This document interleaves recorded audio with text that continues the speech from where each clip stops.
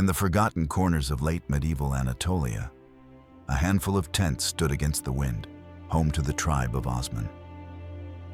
To their neighbors, they were but another nameless clan of frontier horsemen, poor in treasures and invisible to chronicles. No palace bore their name. No city bowed to their banners. Their world was a circle of campfires on the steppe, flickering briefly beneath the vast Byzantine sky. Yet history thrives on voids. The Crusades had carved wounds into Byzantium, leaving its empire a hollow husk. Cities scarred, coffers emptied, authority fractured. Latin powers squabbled over spoils, Mongol shadows pressed from the east, and between them Anatolia lay leaderless, a chessboard with missing kings. Where others saw chaos, the Ottomans found opportunity. From this overlooked tribe would rise a storm. Within 2 centuries, their crescent banners would fly over Constantinople itself. Within 3, their armies would thunder to the gates of Vienna. The world came to know them as the empire that spanned 3 continents. The power that made Europe tremble at dawn, prayers echoing across its cities. But history's irony is cruel. The empire that once shook Christendom ended its life as the sick man of Europe, crippled by decay after 600 years of dominion. How did a nameless campfire on the steppe ignite into one of the greatest empires in history? And why did its flame, after burning so brightly, collapse into embers? This is the story of the Ottoman rise and fall. Anatolia, at the dawn of the 13th century, was a land bruised by centuries of war. The thunder of crusaders had swept through like a storm, leaving behind fractured realms and blood-soaked fields. Byzantium, once the proud guardian of Constantinople, staggered under the weight of defeat and corruption. Its emperors, more concerned with palace intrigue than frontier defense, watched helplessly as provinces slipped through their grasp. To the east, the Mongols pressed with fire and iron, scattering Turkish tribes like leaves in the wind. The Seljuk Sultanate of Rum, once a formidable power, splintered into feuding emirates, each ruling a patch of land with uncertain loyalty. It was a chessboard without a king. Cities were weakly defended, roads preyed upon by brigands, peasants left to pay taxes twice, once to their lord, once to the raiders who rode by. To live in Anatolia was to live in the shadow of collapse, waiting for a power bold enough to impose order on chaos.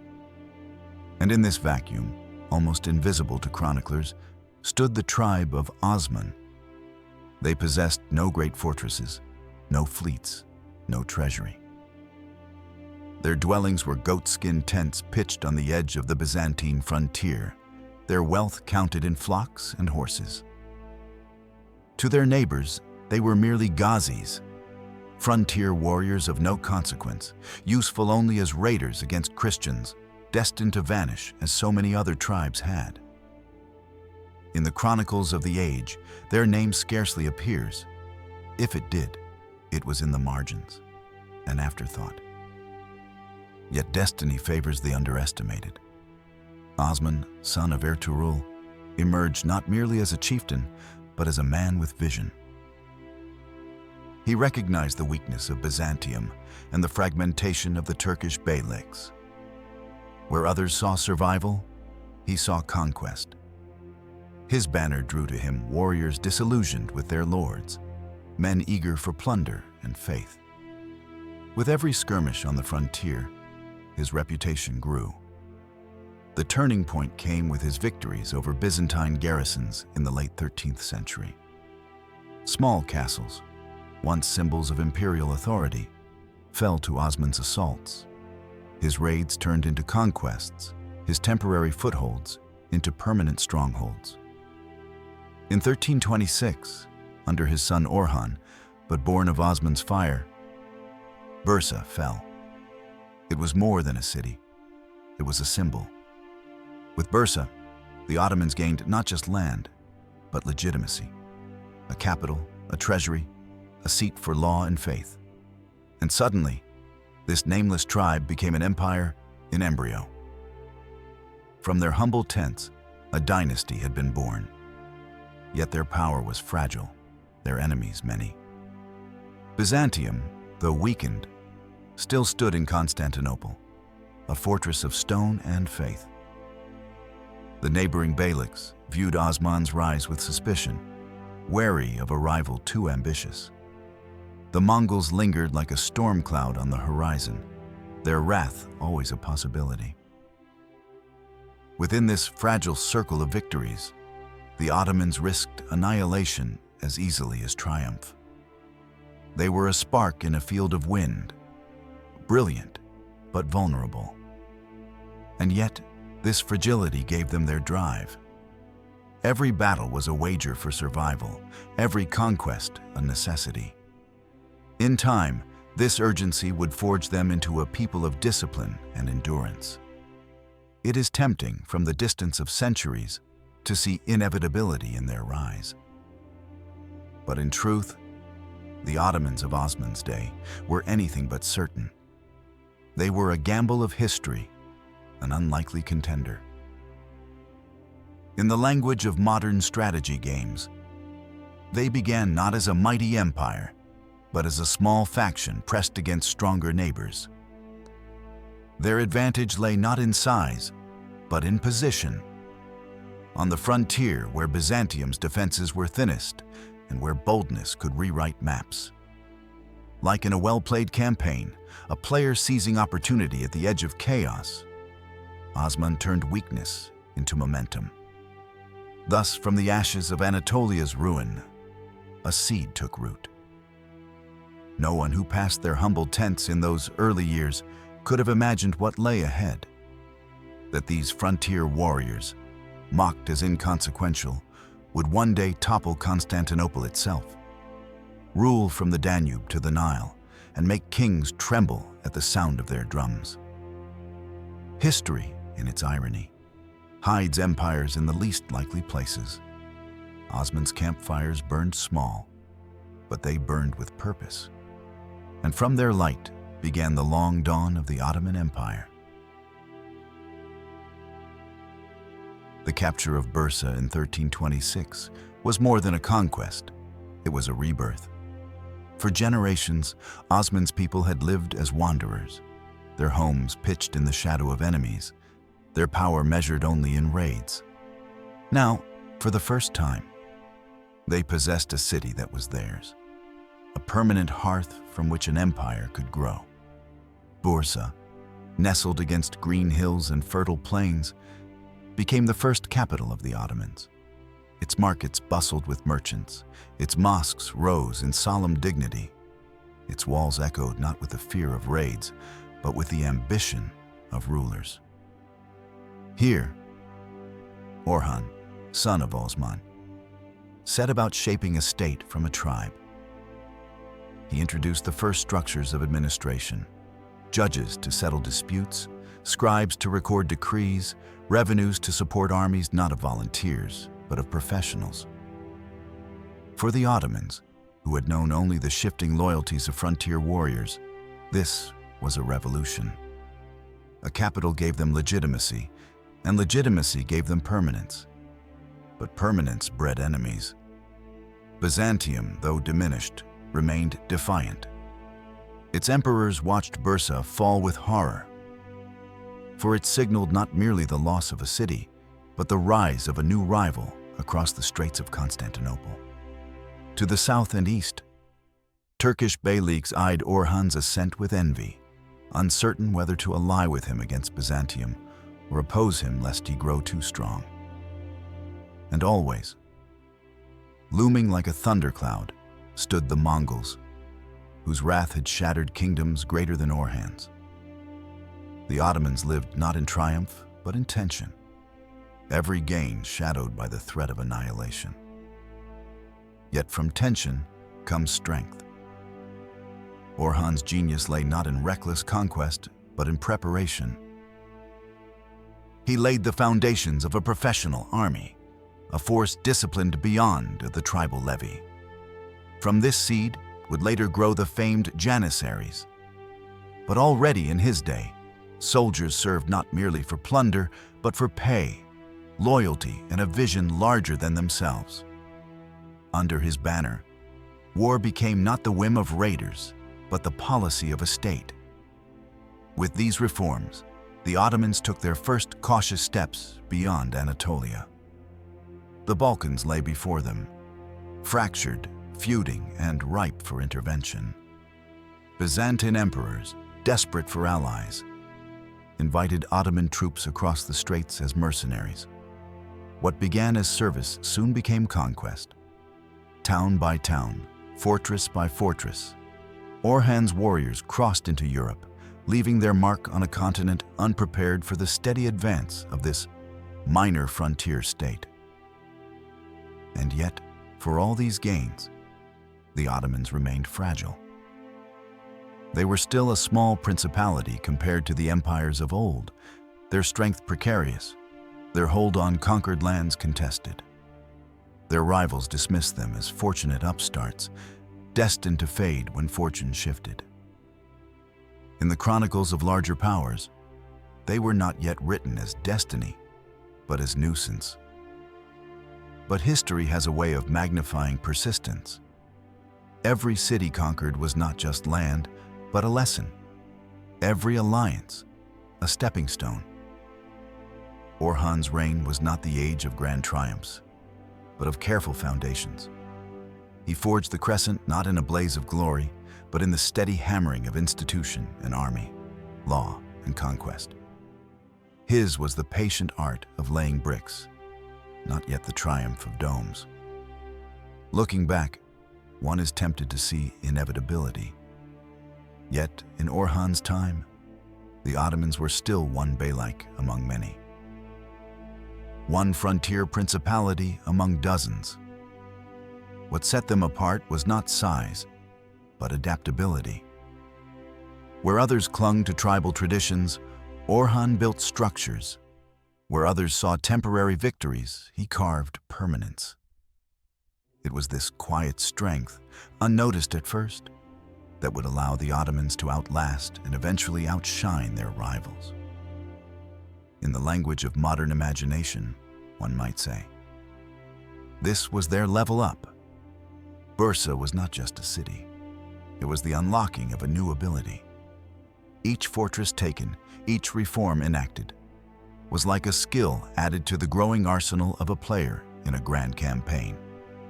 From humble beginnings, Orhan's Ottomans were acquiring the tools with which to challenge kings.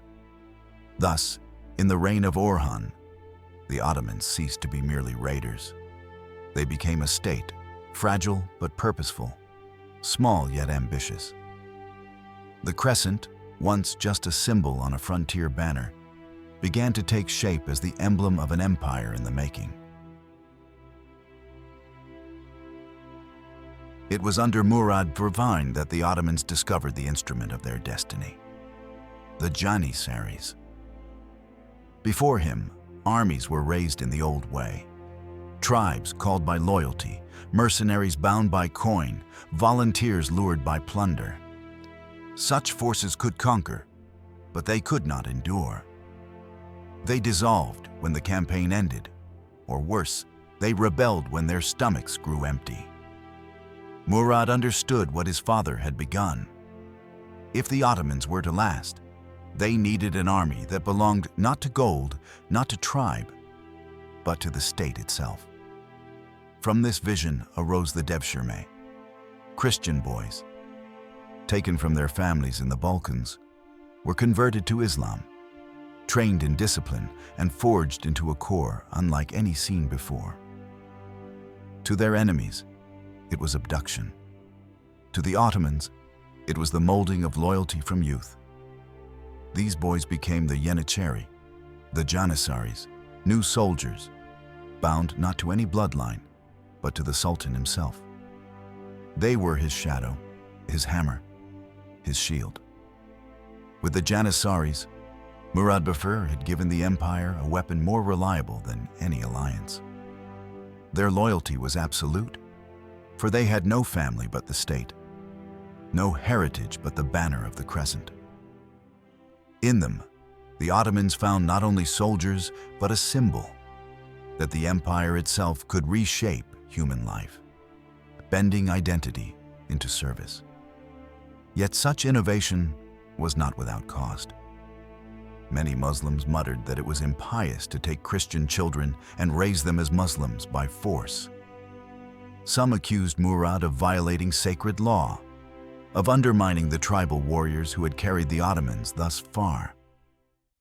To them, the Janissaries were not salvation, but corruption, a sign that the rulers were turning away from the traditions of their ancestors. In the bazaars and among the dervishes, rumors grew. Was the Sultan building strength or betraying the faithful?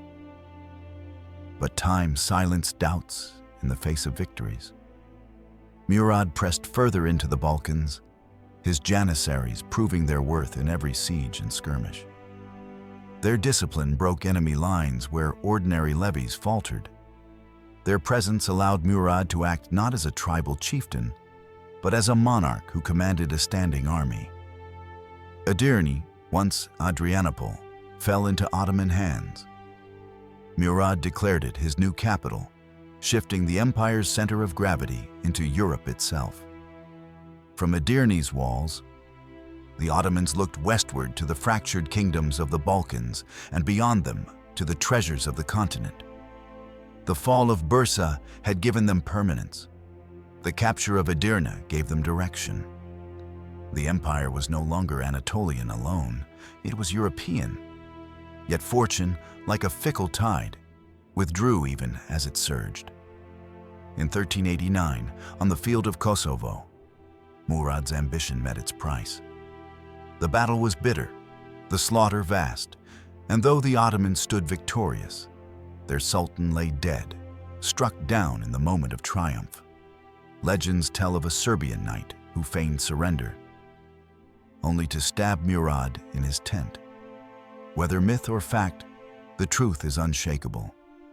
The conqueror of Edirne, the architect of the Janissaries, fell not at the edge of empire, but at its heart, leaving a vacuum at the summit of power. His death cast a shadow over the triumph. For the Ottomans, victory at Kosovo secured the Balkans as a field of conquest, but it also unveiled the fragility of their system. The Sultan was mortal, the dynasty vulnerable. Could the Janissaries remain loyal without their master? Could the empire withstand the shock of sudden loss? The crescent, so carefully forged, trembled as it reached toward new horizons. And yet, history whispers that in such trials, destiny is tested. Murad's reign did not end the Ottoman story, it gave it sharper form. By instituting the Janissaries, by moving his capital to Edirne, he had laid foundations that no single death could undo. His fall was tragic, but his vision endured. The empire that mourned him also inherited his creation, an army like no other, an institution that would define Ottoman power for centuries. If one were to place this on the board of strategy games, it would be the moment of transformation, the unlocking of a special unit that alters the entire course of play. For with the Janissaries, the Ottomans no longer fought as raiders or mercenaries. They fought as a state with an elite core, one that would march under the crescent not for plunder, but for permanence. Thus, Murad's reign was both dawn and dusk, the dawn of the new order and the dusk of his own life. In his Janissaries, he bequeathed a legacy of iron loyalty. In his death at Kosovo, he revealed the price of empire. From this balance of triumph and tragedy, the Ottomans emerged stronger, their path darkened by loss, but lit by the fire of destiny. The summer of 1389 found the Balkans trembling under storm. Serbia, proud and defiant, called its banners against the swelling tide of the Ottomans. On the field of Kosovo Polje, the field of blackbirds, two worlds collided. The Christian lords of the Balkans, armored in steel and memory, stood against the rising power of Murad of Horn, whose crescent banner carried the weight of both Asia and Europe. It was not merely a battle for territory, it was a reckoning, a clash of destinies. The morning air carried the smell of damp earth and fear. Serbian knights, cloaked in heraldry, tightened their reins and whispered prayers to saints. Across the plain, Janissaries stood in ordered silence, their white caps gleaming, their muskets and bows ready. Behind them, the irregular levies shouted war cries, the thunder of drums shaking the horizon. In that vast theater of men and banners, one could sense history pausing, waiting for the first charge. When it came, it was like the tearing of the earth itself. Serbian cavalry thundered forward, their lances lowered, crashing into the Ottoman lines with the fury of desperation. The Ottomans reeled but did not break. Murad's sons, Bayezid and Yaqub, commanded their wings with iron discipline.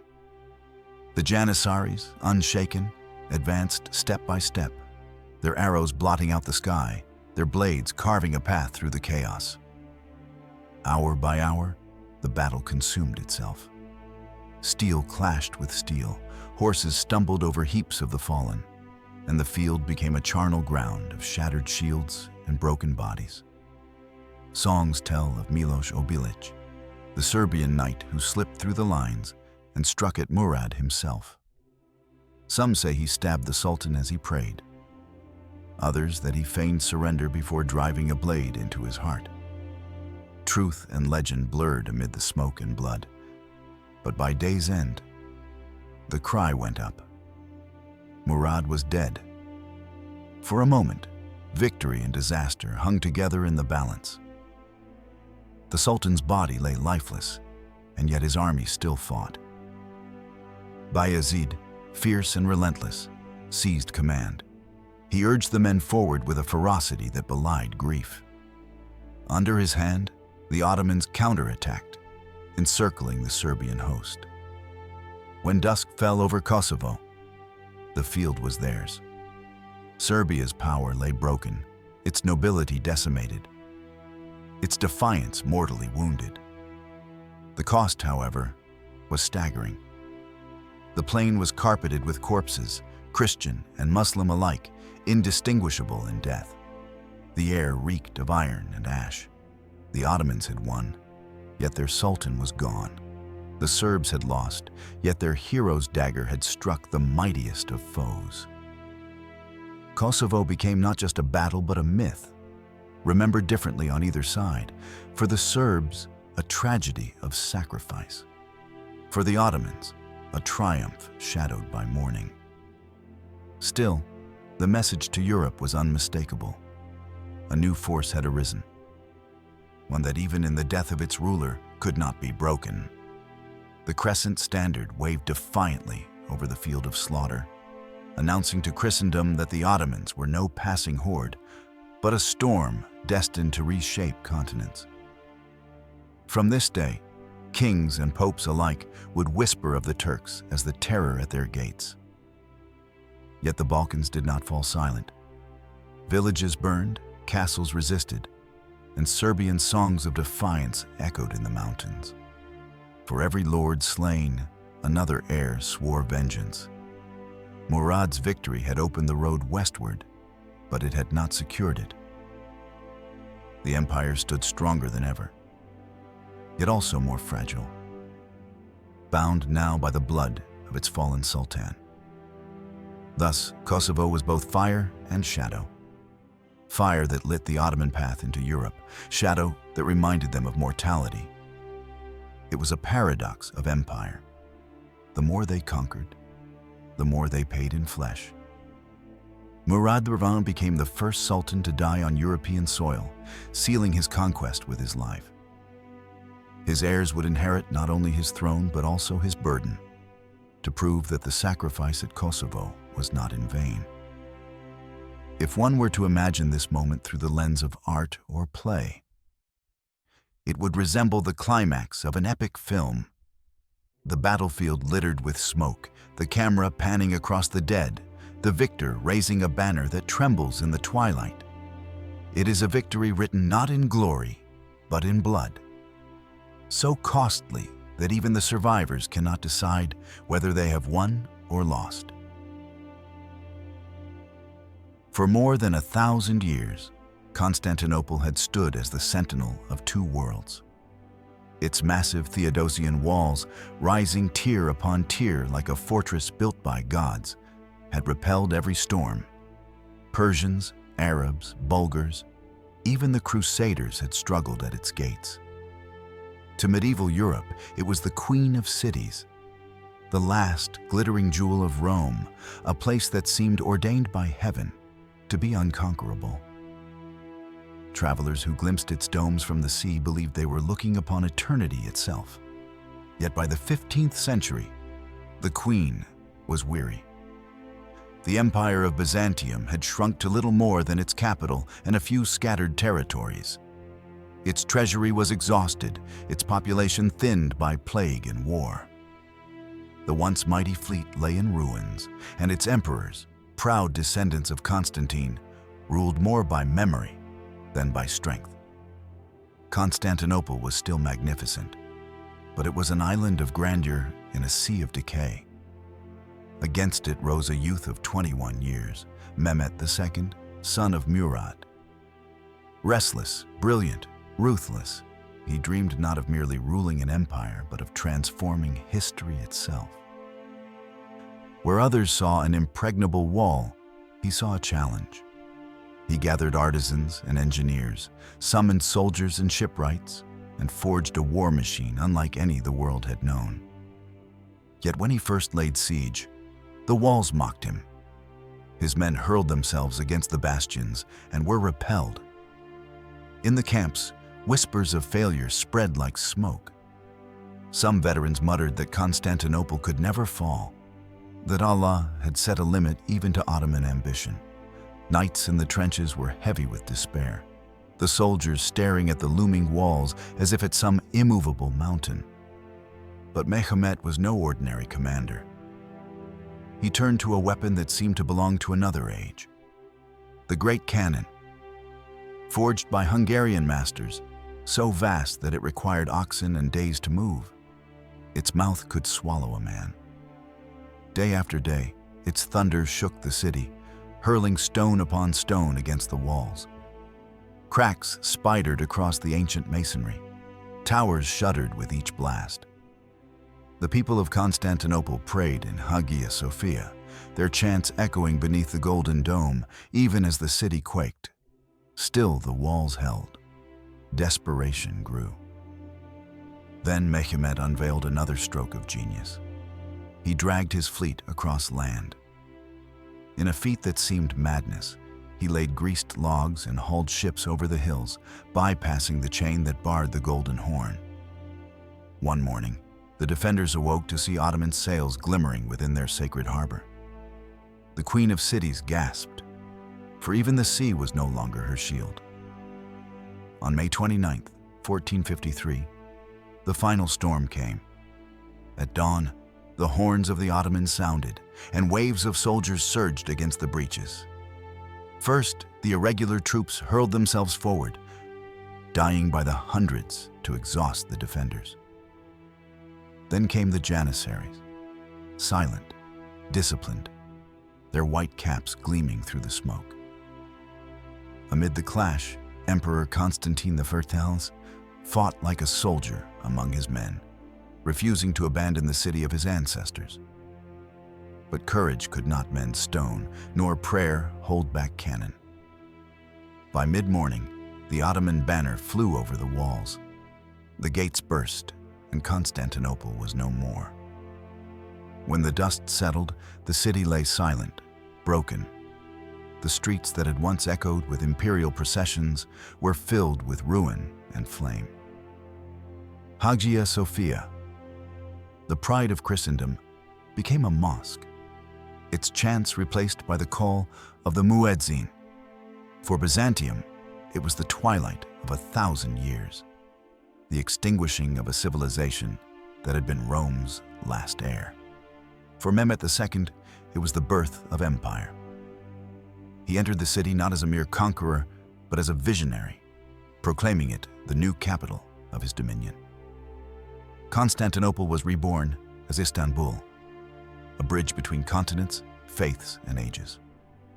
The fall of the ancient city signaled the dawn of a new world, and with it, the Ottoman dream leapt from frontier kingdom to global power. To later generations, the moment feels almost cinematic. The massive gates splintering, the camera sweeping across a burning city as banners change color in a single cutscene. History itself seemed to pause, then restart with new music. Like the climactic victory screen of a great strategy game, the map shifted. Byzantine purple faded, Ottoman green spread across the board. Yet behind that moment of triumph lay ash, tears, and memories that would haunt both East and West for centuries. The reign of Suleiman, whom the West would call the Magnificent, and his people would know as Kanuni, the lawgiver, marked the true zenith of the Ottoman dream. For nearly half a century, the empire basked in a golden equilibrium that contemporaries would call a miracle, a Pax Ottomanica, where war slowed and governance became an art. From the deserts of Arabia to the plains of Hungary, a vast mosaic of peoples bent beneath the crescent, but, for a time, lived under a rare stability. At the heart of this stability was law. Suleiman understood that steel could conquer, but only justice could hold. He gathered scholars and jurists, reconciling the dictates of Sharia with his own secular kanun. These codes stretched like threads across the empire, binding provinces as distant as Baghdad and Algiers in a single legal web. Taxes were codified, property rights secured, and even the Janissaries, the dreaded engine of conquest, were subject to rules that curbed their excesses. To peasants in Anatolia, to merchants in Damascus, to Greek fishermen on the Aegean, Suleiman's name came to mean fairness. Prosperity followed. With caravans flowing from Persia, spices from India, and silks from China, Istanbul became the axis of the world. Its bazaars hummed with languages, its harbors groaned with ships, its skyline rose higher each year. Travelers from Venice to Poland rode in awe. No other city seemed so alive, so rich, so cosmopolitan. To walk its streets was to feel at once the pulse of Asia and the elegance of Europe. But behind the grandeur lay shadows. An empire stretched over 3 continents was not a tranquil garden, but a restless ocean.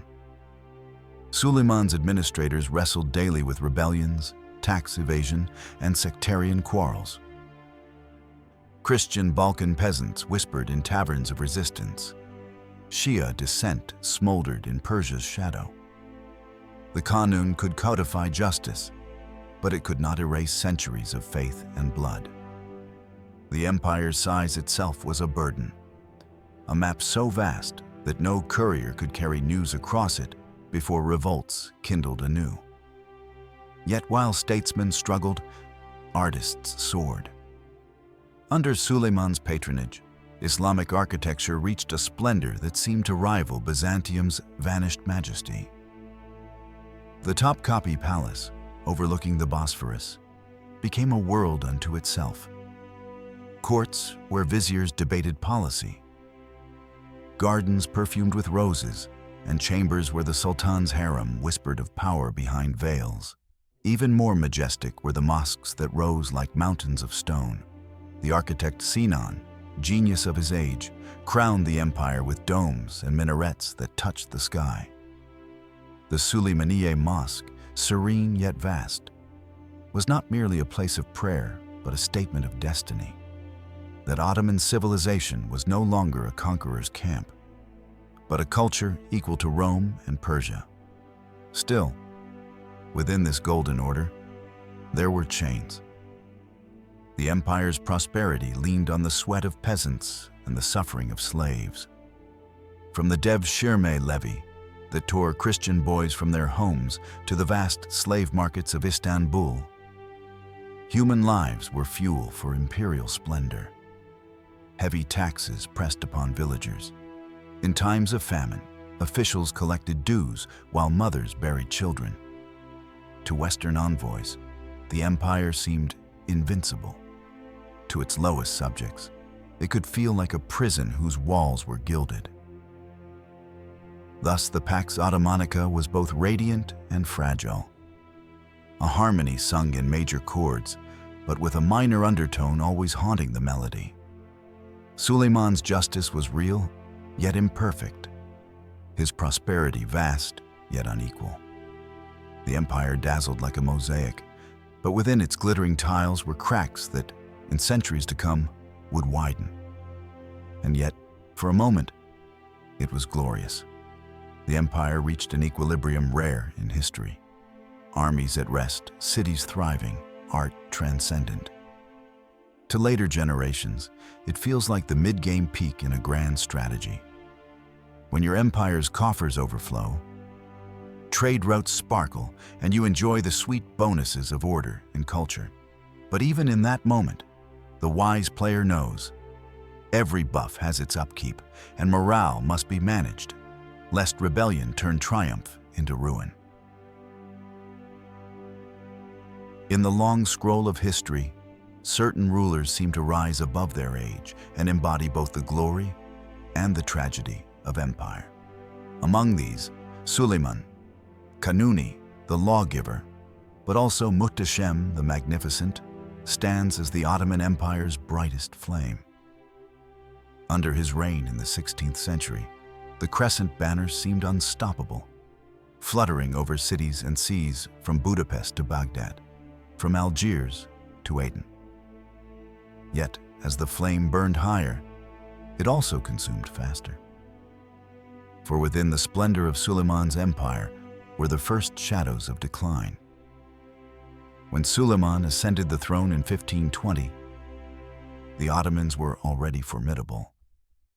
But he transformed them into a world power that made both Christendom and Islam gaze in awe. His armies moved like tides, surging westward into Europe. Belgrade fell, opening the gates of the Balkans. Mohacs followed, where the flower of Hungarian nobility drowned in a mire of mud and blood, and an ancient kingdom ceased to exist in a single afternoon. For European princes, this was no longer the Eastern menace of legend. It was a reality knocking at their gates.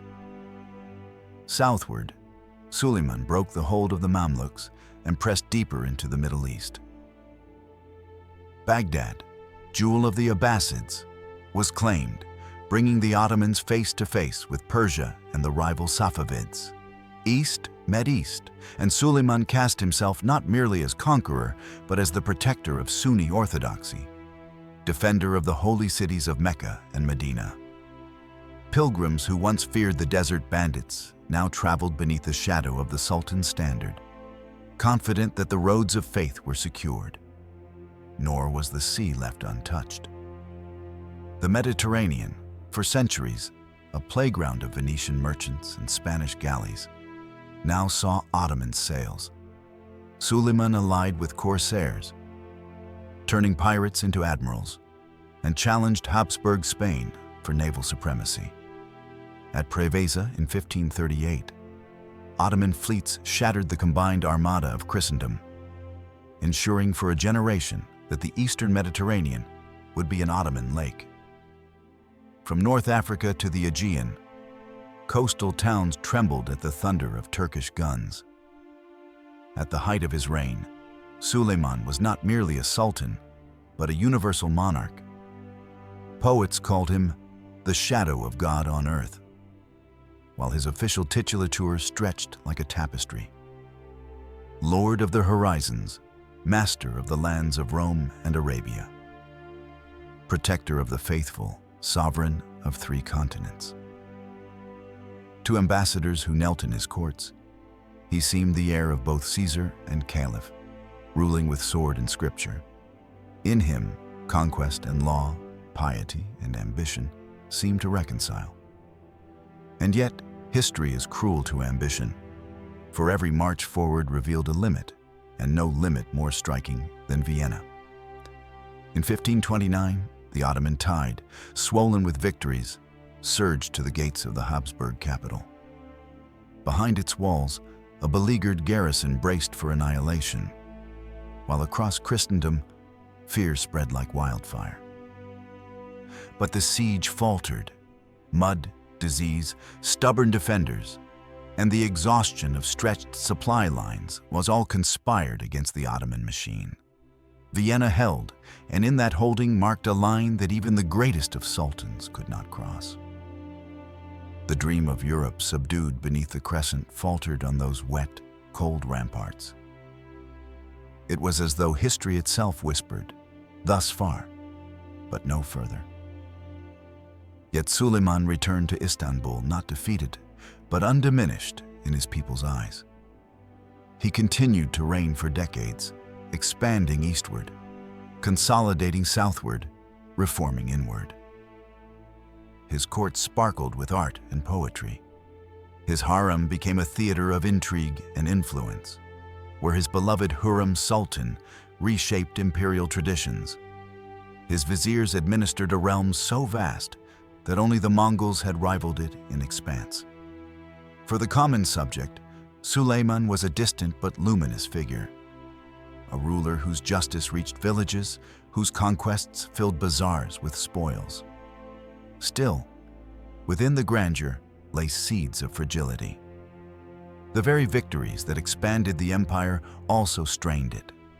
Provinces won by the sword required constant vigilance. Wealth drawn from trade and conquest fed corruption as well as prosperity.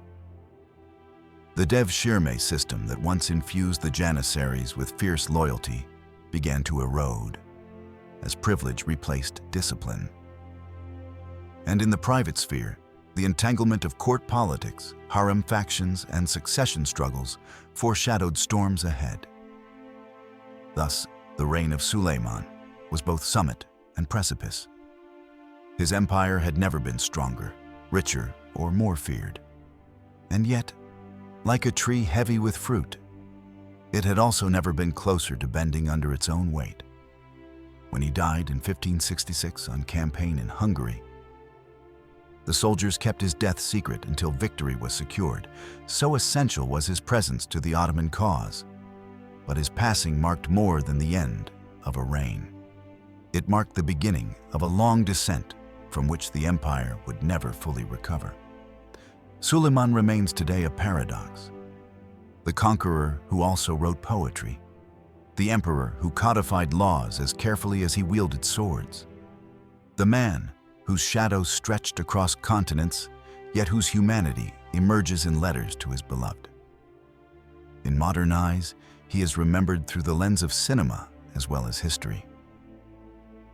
In the series Magnificent Century, Suleiman is portrayed not merely as a warlord, but as a philosopher king, torn between passion and duty, between battlefield and chamber. And perhaps this is fitting, for his reign was itself a drama, at once triumphant and tragic, where the zenith of power was already pregnant with decline. History seldom records the exact moment when empires begin to weaken. The grandeur blinds the eye, the palaces gleam, the armies still march, the banners still fly. Yet beneath the surface, fissures form, silent but fatal. For the Ottoman Empire, the age after Suleiman the Magnificent was marked by such fractures, born not from a single defeat, but from within the very palace walls, in the intrigues of the harem and the corruption of the barracks. At the heart of this transformation lay the sultanate of women, once mere consorts and mothers. The women of the imperial harem now became power brokers, whispering into the ears of sultans, shaping the destinies of viziers, even determining succession itself. Kösem Sultan, formidable and astute, ruled as regent for her sons and grandsons, wielding authority that stretched across continents without ever leaving the veiled chambers of Topkapi. Her rival, the fiery Turhan Sultan, clashed with her in intrigues that led not only to assassinations, but to civil instability. These women were not mere shadows. They were sovereigns in their own right, navigating a labyrinth where affection, ambition, and survival intertwined. In some ways, their rise was a natural continuation of Suleiman's court, where Hürrem Sultan had already shattered precedent by marrying the sovereign and influencing imperial affairs. Yet it also revealed the fragility of an empire where the throne often passed to inexperienced or minor sons, leaving mothers and eunuchs to govern in their stead. Behind the golden gates of the Seraglio, the empire's fate was increasingly tied not to the battlefield, but to the murmur of intrigue and the clash of factions. Meanwhile, the empire's once elite guardians, the Janissaries, decayed from steel into rust. Born of discipline, raised from Christian boys seized by the Dev-Shirme levy and molded into a brotherhood of warriors, they had once been the terror of Europe. But victory bred arrogance, and privilege corroded their spirit. They ceased to train with rigor. They sought marriages, businesses, bribes. No longer the sword of the Sultan, they became a mob in armor, defending their privileges with violence, deposing sultans who threatened reform, even murdering those who dared to demand obedience. The barracks of Istanbul echoed not with drills, but with riots. And yet, the empire was not without glimmers of triumph. Ottoman banners still advanced in campaigns across the frontiers. Victories against Persia reaffirmed the empire's eastern bulwark.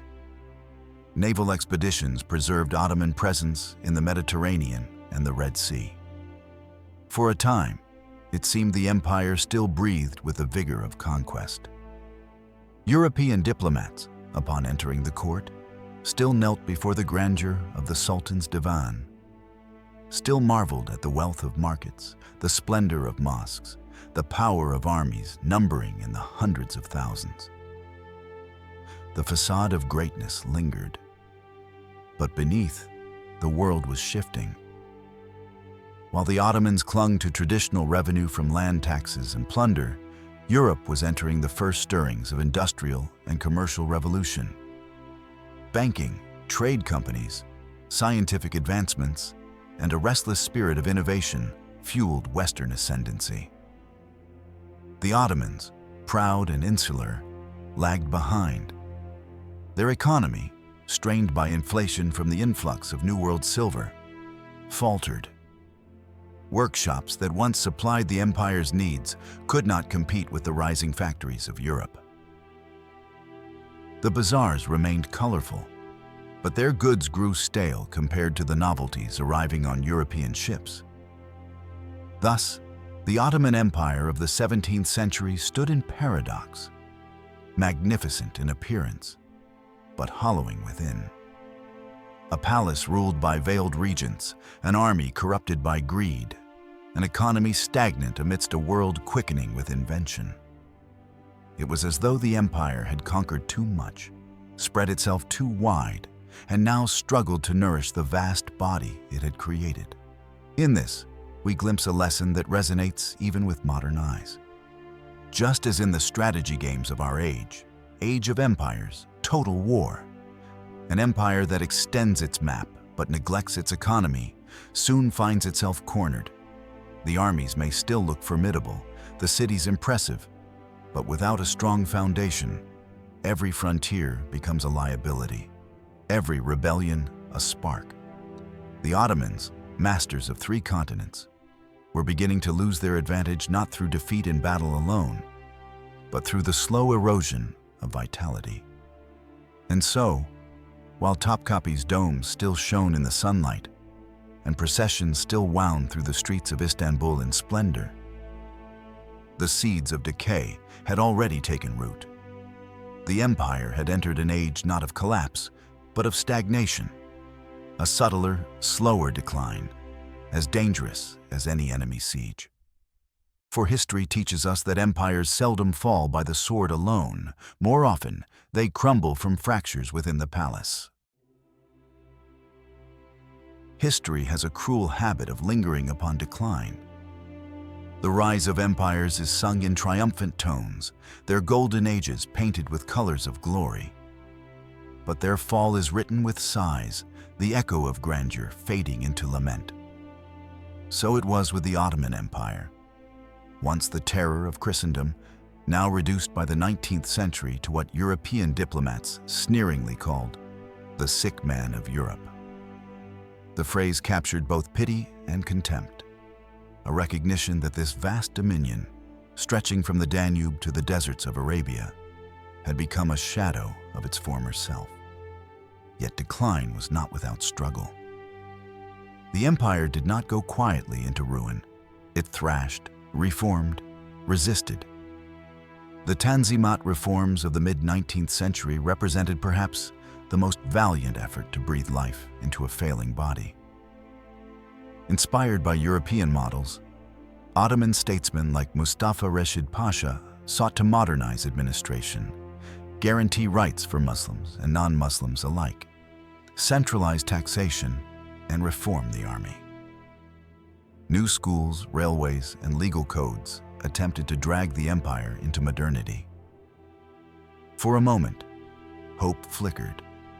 Perhaps this ancient power could reinvent itself, as Japan would later do. Mosques and barracks alike echoed with the language of renewal. But the pressures were immense, the enemies many.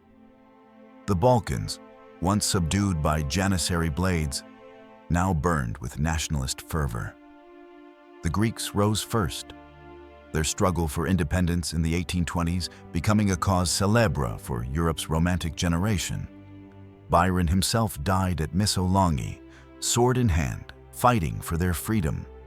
Soon Serbs, Bulgarians, and Romanians followed, each rebellion peeling away a fragment of Ottoman territory.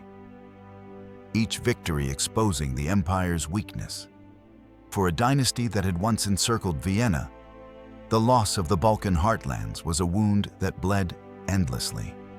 To the north, the Russian Empire pressed relentlessly, casting itself as the protector of Orthodox Christians under Ottoman rule.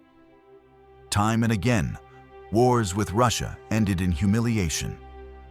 Territories lost along the Black Sea, treaties dictated at the gates of Istanbul. The Habsburgs, too, advanced their frontiers at Ottoman expense. The empire that had once been the garrison of Islam found itself besieged on all sides, its foes empowered by modern armies and industrial economies. And yet, courage did not vanish.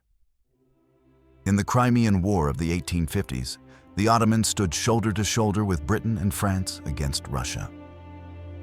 At Sevastopol, Ottoman soldiers fought with stubborn valor, proving that the empire was not yet a corpse. Diplomatically, too, the empire showed cunning, playing European powers against one another, buying time for survival. It was a desperate dance, but one performed with dignity.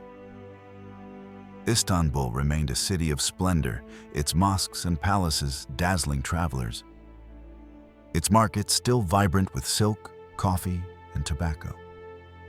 The empire still had breath, still had pride. But pride could not mask weakness.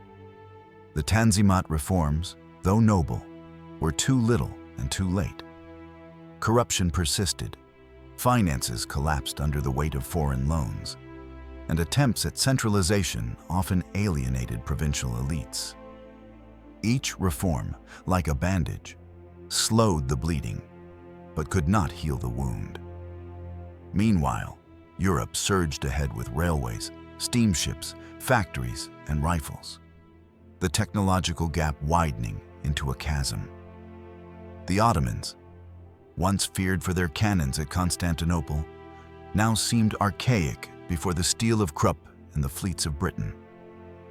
The final act came in the 20th century, with the cataclysm of the First World War.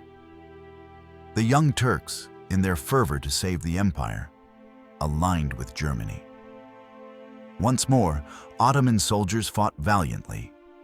In Gallipoli, they even achieved one last heroic triumph, repelling the combined might of Britain, Australia, and New Zealand under the leadership of a rising officer, Mustafa Kemal. For a brief, blazing moment, it seemed the old lion could still roar.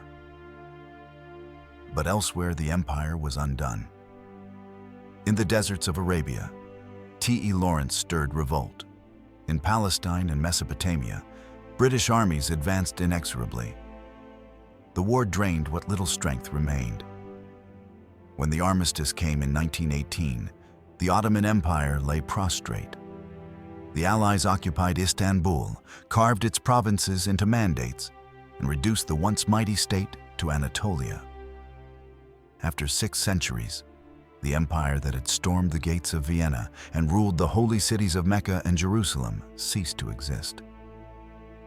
From its ashes would rise a new republic, under the same Mustafa Kemal who had defended Gallipoli. But the Ottoman dynasty was no more. In cinema, decline is often shown through montage. A crumbling palace, banners torn by wind, corridors once bustling, now echoing with silence. The fall of the Ottomans was such a montage. Territories lost piece by piece, armies defeated, treaties signed in humiliation. And yet, through it all, one feels not merely pity, but respect. For even in collapse, the empire carried the weight of centuries, the memory of Suleiman's conquests, the beauty of Sinan's domes, the endurance of a people who had ruled 3 continents. The Ottomans remind us that no empire, however vast, escapes the rhythm of history. Birth, growth, glory, decline, and fall.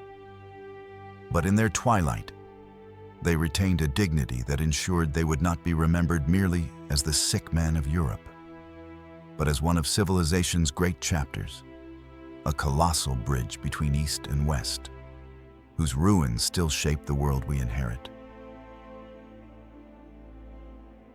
Empires die, but cities endure.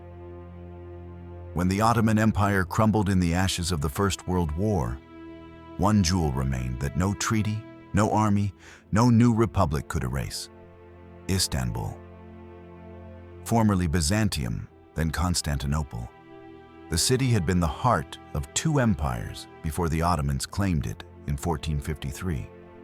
Even after the dynasty vanished, Istanbul continued to breathe with the life of centuries, its minarets and domes casting silhouettes against the Bosporus, whispering the memory of Suleiman's courts, Sinan's masterpieces, and the merchants who once carried the wealth of 3 continents through its bazaars. The legacy of the Ottomans is written first in stone. The Blue Mosque, Hagia Sophia, Topkapi Palace. These are not mere monuments, but palimpsests of history, bearing the imprint of Byzantium and Islam, of sultans and architects, of countless nameless artisans who lifted domes toward heaven. Ottoman law and administration, though often crude by modern standards, also left behind a blueprint of governance for diverse peoples. Muslims, Christians, Jews, Armenians, Greeks. It was an imperfect harmony, sometimes enforced, sometimes fragile. But it created a society in which mosques and churches, synagogues and bazaars coexisted within the same city walls. Yet no legacy is free of shadows. The 19th and 20th centuries left deep scars, wars that tore apart communities, Balkan nations whose independence was drenched in blood, Armenians who perished in one of history's darkest tragedies. Memory is not only minarets and poetry, but also graves and silence. To this day, the Balkans carry wounds from centuries of Ottoman rule, remembered less for coexistence than for domination. The empire's fall was not a gentle fading, but a violent fracture, and its legacy is therefore contested. One people's golden age may be another's chain. And still, from those shadows, rise enduring cultural gifts. Turkish words ripple through the languages of the Balkans. Arabic and Persian phrases thread through Turkish speech. Ottoman culinary tastes, coffee, baklava, kebabs, have become global staples. In architecture, the arches and domes of Ottoman design inspired Europe as well as Asia. In music and dance, rhythms from Anatolia reached Vienna, while Balkan melodies flowed back to Istanbul. Across 3 continents, one still hears echoes of Ottoman influence. In a spice market in Cairo, a courtyard in Sarajevo, a bathhouse in Damascus. The empire may be gone, but its cultural DNA continues to breathe in unexpected places. The deepest legacy, however, is philosophical. The Ottomans force us to ask, how long can power endure? What remains after armies dissolve and dynasties are buried? For 6 centuries, the House of Osman ruled, fought, and prayed beneath the crescent banner. Yet today, only the stones of their mosques, the recipes of their kitchens, the traces of their laws remain. Like all empires, they remind us that political power is transient. But culture endures. Swords rust, but poetry lingers. Thrones fall, but cities like Istanbul rise eternal, reinterpreting themselves with every generation. In modern storytelling, whether in games or film, the Ottomans can be defeated in a single campaign, their empire erased in hours. But history is not so simple. For 600 years, they bent the arc of civilization, connecting Asia to Europe, Islam to Christendom, tradition to modernity. Their fall was tragic, but their legacy remains immortal. Istanbul still stands at the crossroads of continents, its skyline a dialogue between past and present, reminding us that empires vanish, but the spirit of a civilization never truly dies. So we have walked through nearly 6 centuries of Ottoman history, from a humble tribe in Anatolia to an empire spanning 3 continents, and finally to its collapse, leaving behind a legacy that still shapes our world today. The story of the Ottomans is not only about battles and thrones, but about the eternal truth.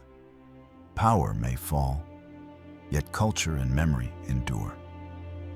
If you enjoy these epic journeys through history, don't forget to like, subscribe, and ring the bell so you won't miss the next chapter in the series, Rise and Fall of Civilizations. Every empire is like a grand movie written by humanity. And together, we'll keep turning the pages of that story.